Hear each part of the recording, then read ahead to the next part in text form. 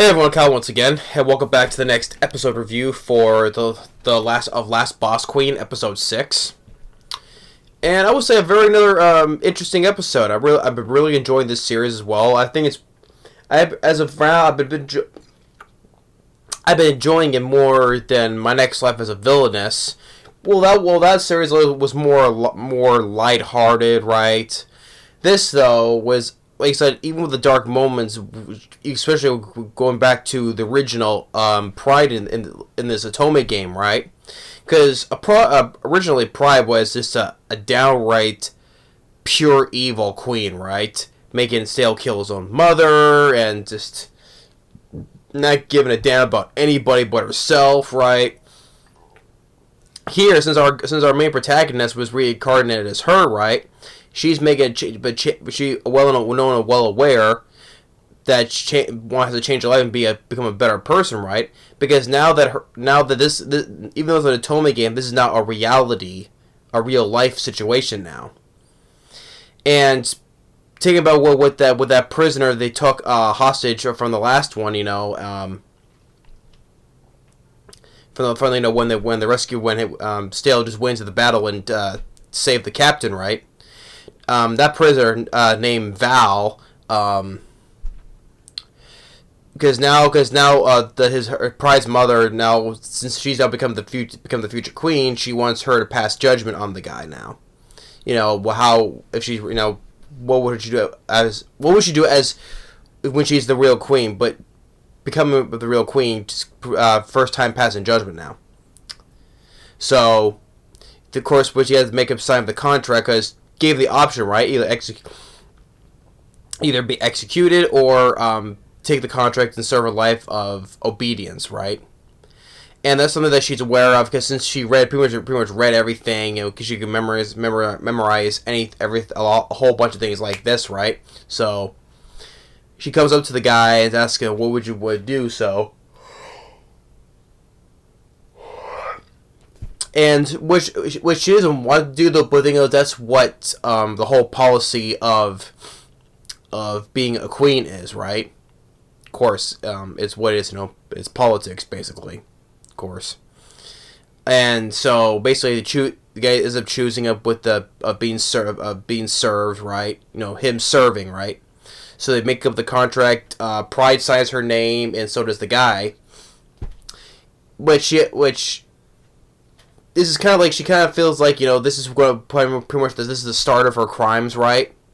Because she would use all these contracts all the time for her own enjoyment and just doing it for the sake of having fun, right? Because that's what the OG Pride was.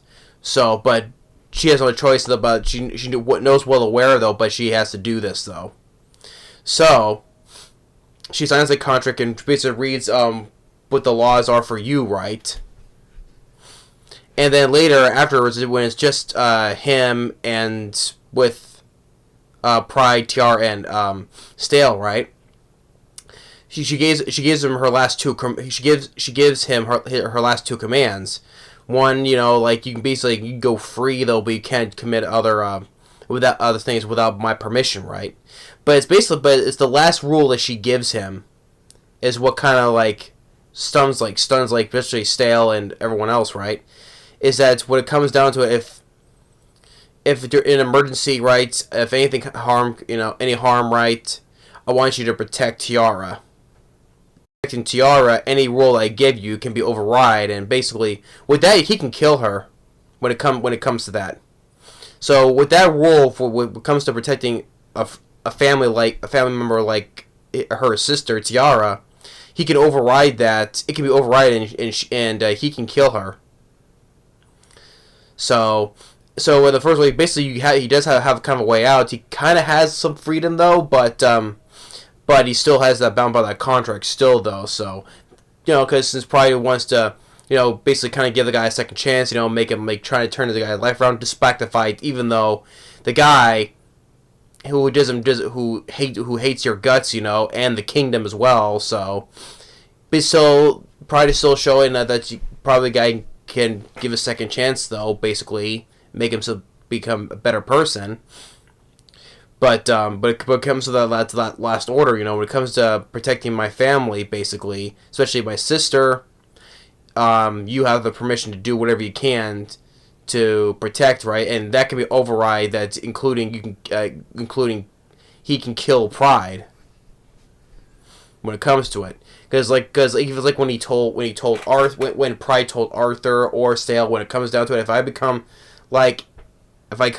an evil person, kill me. It's like basically he's telling the same thing to this guy here, basically. And I'm like, okay, she really wants to protect not only the kingdom, but she values her family above all else. Even if she values her family above all else, even it means with her death as well, because she doesn't want to be. When it comes to, like I said, if she starts to become that evil person that she was, that she originally was going to be, just with no hesitation at all. So the whole contract, because she doesn't want to do, but the thing is, it's part of the policy, whatever, right? And well, of course that's the thing. Of course, politics always corrupt, which sadly that's a thing, I mean, I see it all the time, especially how things are nowadays. Which I'm sick and tired of that bullshit, I'm not getting into that though, but this is something that's how it is, Politics can sometimes corrupt, a lot of times. So that's the whole thing with Pride, right?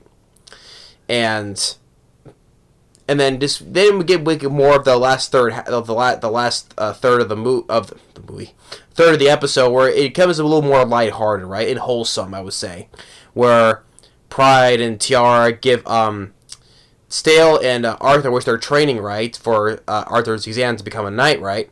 They give him these flowers, and you do get this really such a very sweet, cute, wholesome moment where they each give Arthur and Stale a basket of flowers, different kind, and Pride tells each of the meanings of these flowers, right?